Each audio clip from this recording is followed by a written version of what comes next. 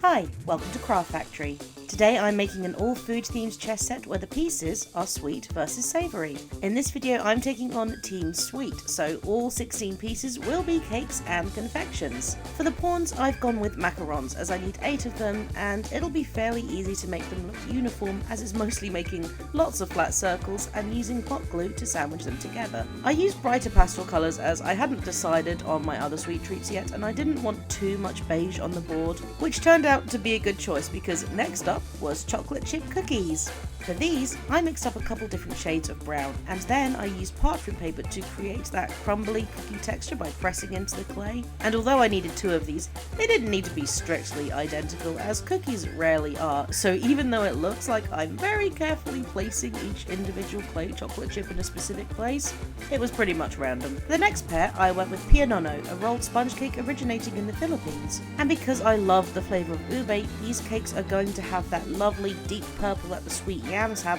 and then a lighter, almost lilac filling. I also wanted to give them some kind of topping to just add a little bit of extra detail and texture, so I'm using actual piping nozzles for cakes and foam clay to pipe little dollops of whipped cream on each one, and actually the foam held the shape really well. At some point I ended up realising that the pairs that I'd made for the knights, the rooks and the bishops were mostly interchangeable. They weren't super identifiable as those things, so I wanted to make sure that the king and queen would really stand out and be iconic in their own right. So of course for the king I had to go with a classic glazed donut, and this meant I got to play with liquid clay and pastels to create a glaze that looked realistically gloopy, and it was very fun. And I even added some shading using those pastel shavings to get that fried dough tan line, for lack of a better phrase.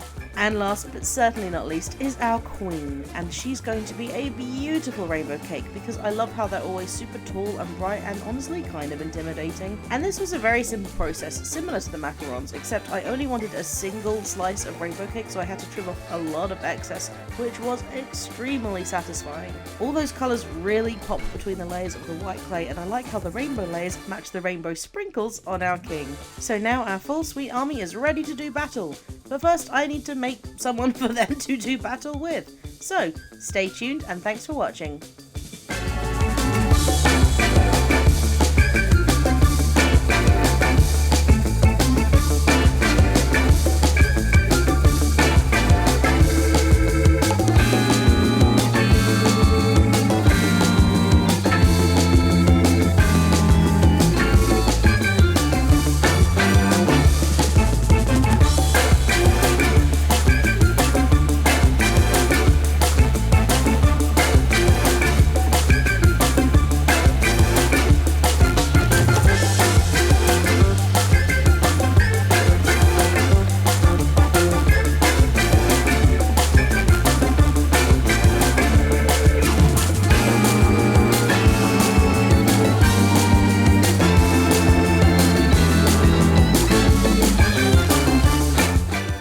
Do you ever try a new craft just for it to go horribly wrong? Well, that happened to me this week. As someone who has never worked with glass in their life, I decided to try my hand at glass powder freezing. This involves putting glass frit in silicone moulds, dropping in some water and freezing them. This part works super well, but then we get to the bane of my existence, the microwavable kiln. Instead of melting my glass pieces, it almost caught fire, so all I have to show for this project is some crushed glass and crushed dreams. Be careful out there, I don't think I'll be trying this again anytime soon.